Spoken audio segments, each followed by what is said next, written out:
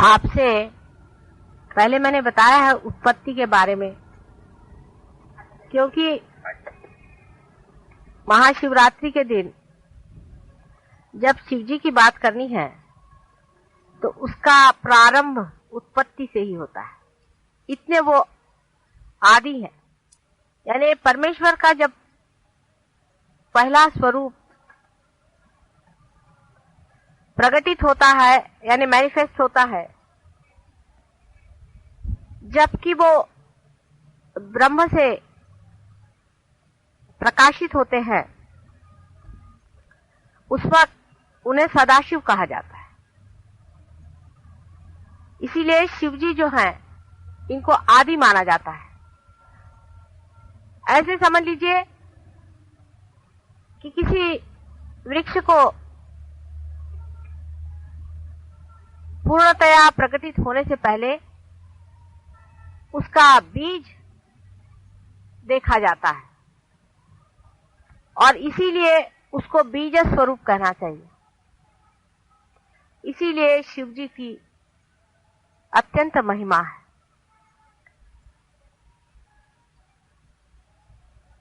उसके बाद उनके प्रकटीकरण के बाद उन्हीं के अंदर से शक्ति अपना स्वरूप धारण करके आदि शक्ति के नाम से जानी जाती। वही आदि शक्ति परमात्मा के तीनों रूपों को अलग अलग प्रकाशित करती है, जिसको आप जानते हैं, जिनका नाम ब्रह्मा, विष्णु और महेश माने शिव शंकर है। यानी एक ही हीरे के तीन पहलू आदि शक्ति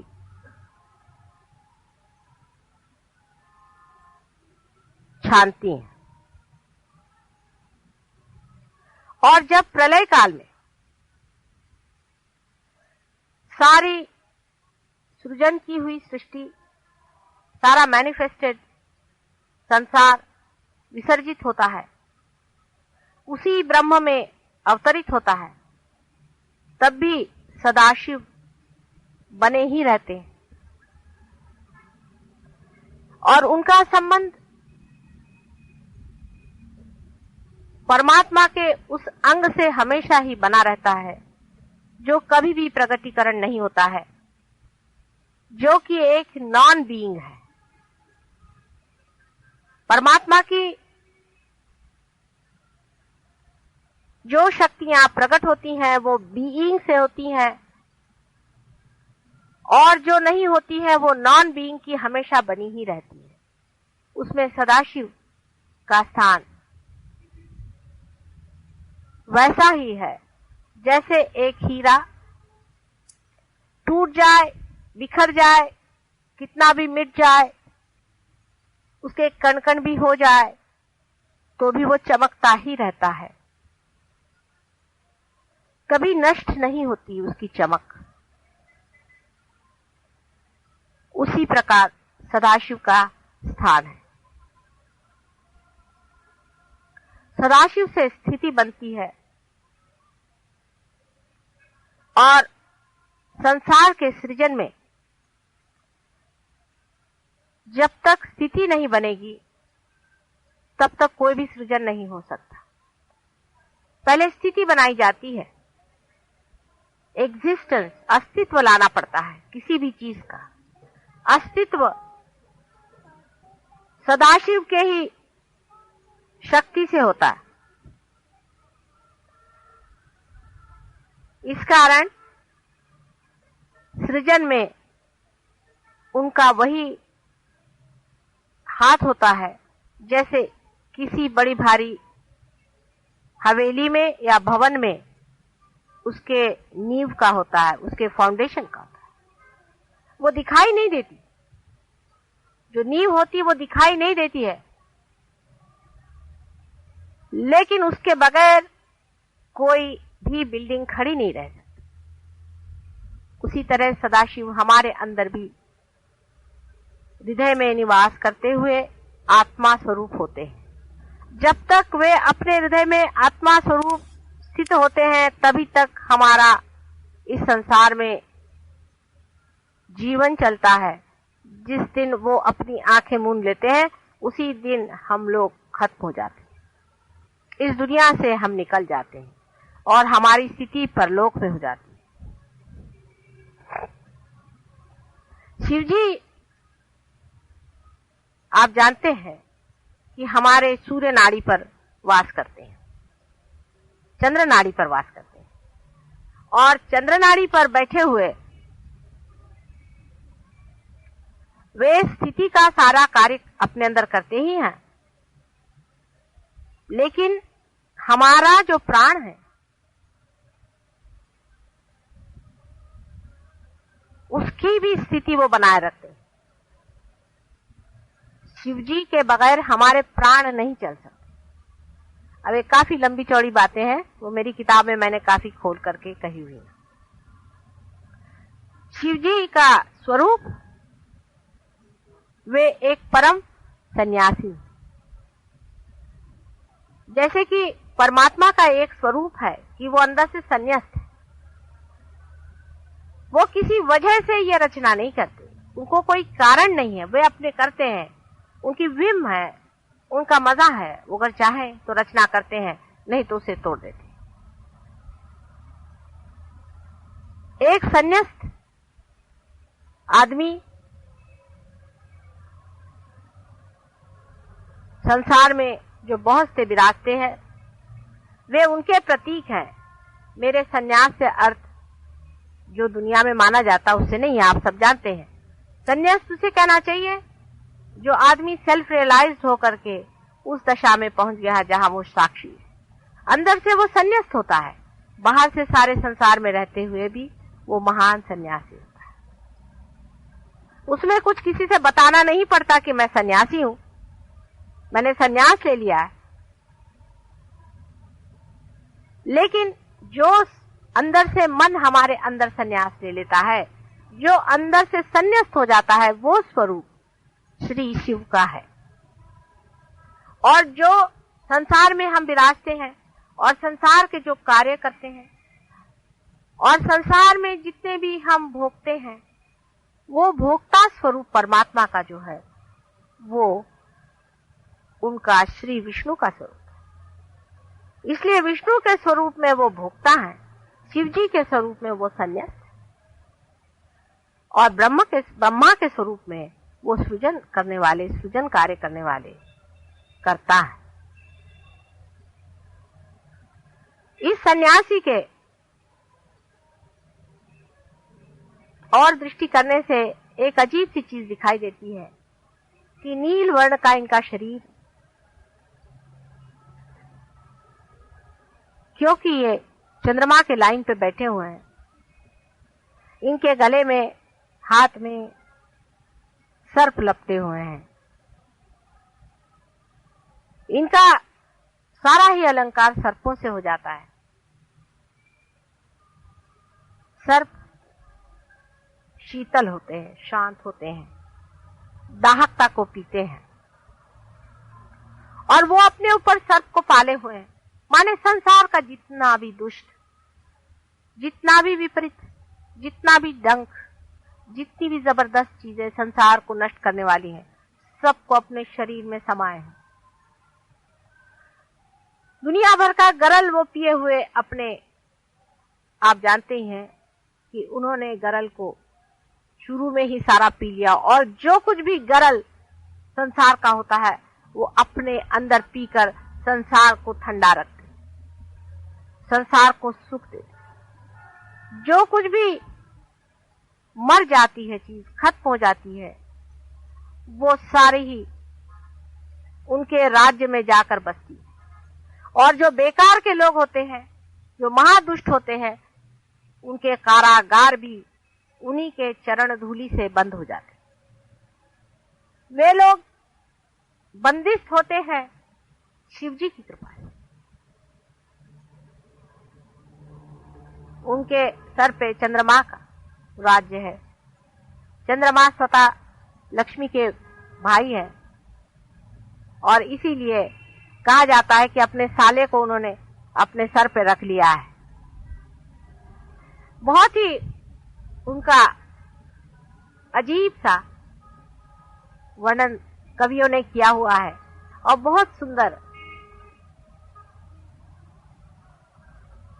उनके सर पे गंगा का बोझा उन्होंने उठाया हुआ है, माने वो सबका गर्व हरण करने वाले।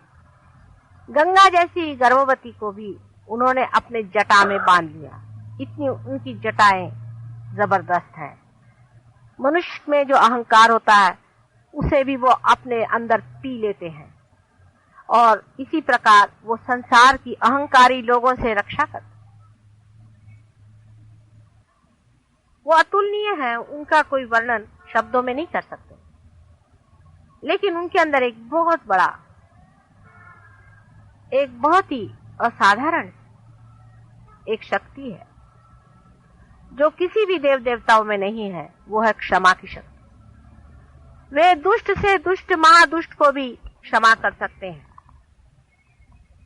जिन्हें गणेश जी क्षमा नहीं कर सकते, जिन्हें यीशु मसीह नहीं क्षमा कर सकते, उनको भी सदाशिव क्षमा कर सकते हैं। इसीलिए हमेशा जब भी क्षमा मांगनी होती है बोलायचं नाही ध्यानाच्या वेळेला कृपा करून। जब भी क्षमा मांगनी होती है तो उन्हीं से क्षमा मांगी जाती है, क्योंकि कुछ कुछ ऐसी बातें हैं जिसे गणेश बिल्कुल नहीं क्षमा कर सकते। जिसे कि हम कहते हैं कि सिन अगेंस्ट द मदर, माँ के खिलाफ कोई सा भी पाप करना, जितने भी सेक्स के पाप हैं उसको श्री गणेश कभी भी नहीं माफ कर, कभी नहीं कर सकते। उनको बहुत मुश्किल है मनाना। जीसस क्राइस्ट भी नहीं कर सकते, कभी भी नहीं कर सकते। उनके लिए सिर्फ महादेव, श्री शंकर समर्थ है। उनकी बात को ये दोनों भी नहीं टाल सकते, इसलिए उनकी आराधना करनी चाहिए। आश्चर्य की बात है कि महाशिवरात्रि के दिन लोग उपवास क्यों करते हैं। मेरी कुछ समझ में नहीं आता कि ये प्रथा कौन से आधार पर बनाई गई। या तो किसी 420 लोगों ने शास्त्रों में ये बात लिख दी गई। आज के दिन उन्होंने गरल पिया था,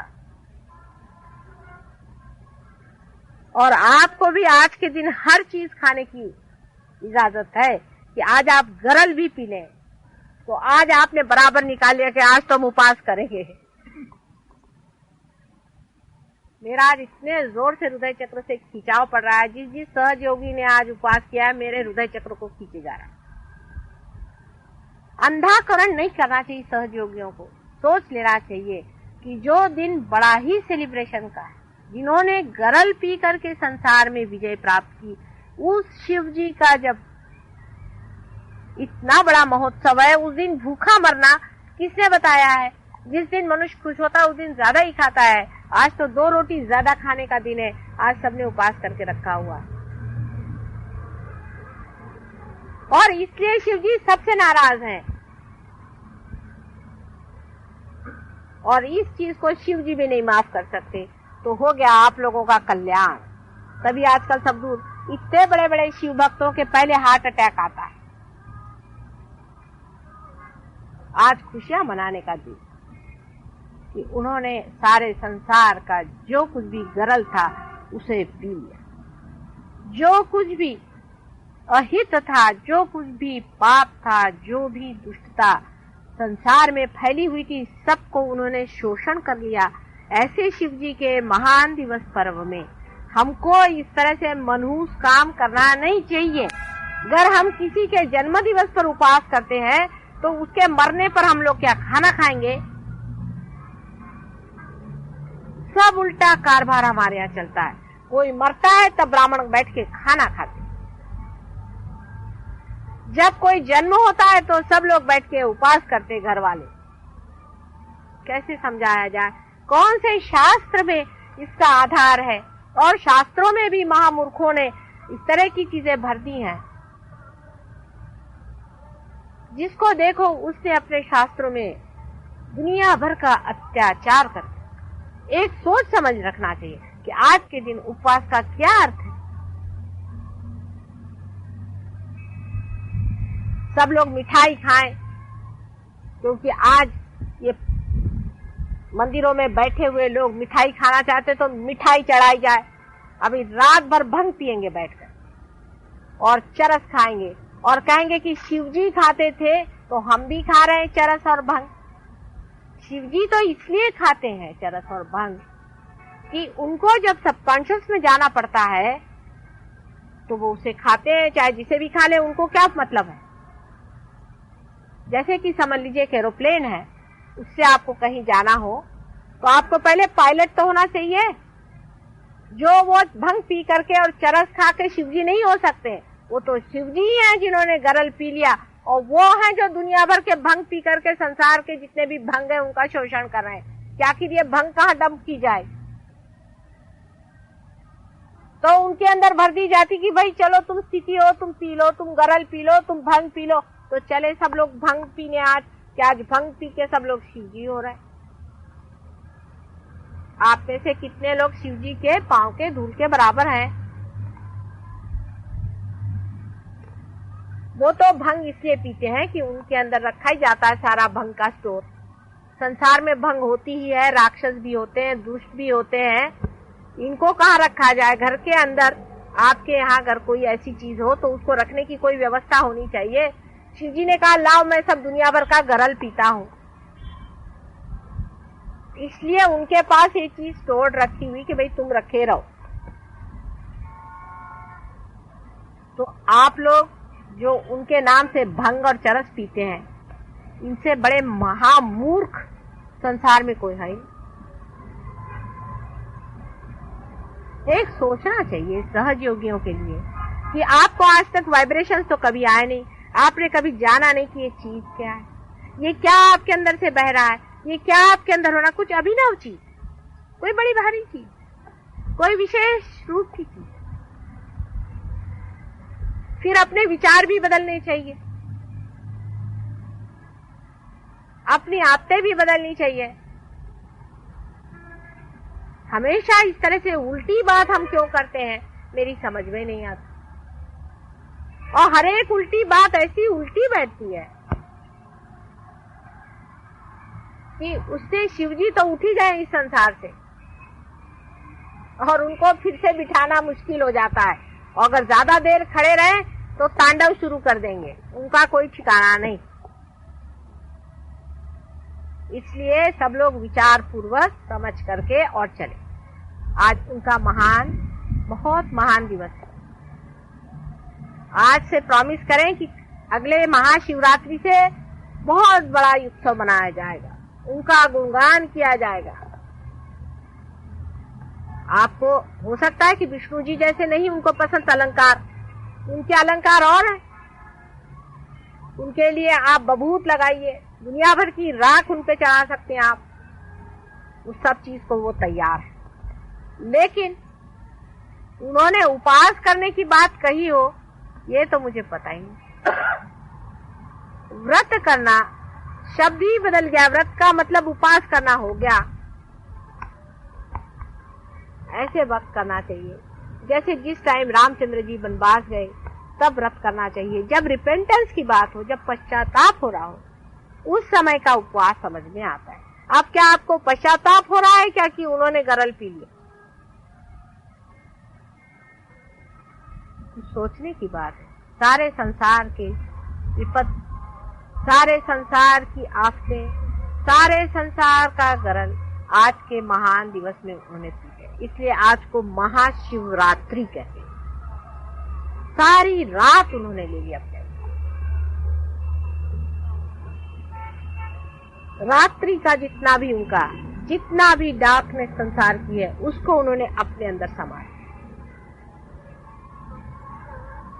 अब मैं आपके लिए कोई फोर्स तो करती नहीं हूँ, लेकिन आप करके देखिए। अभी आप निश्चय करें इसी वक्त कि अगले महाशिवरात्रि से हम उपवास बिल्कुल नहीं करेंगे, और वाइब्रेशन देखिए कितने जोर से आते हैं। और माफी मांगिए,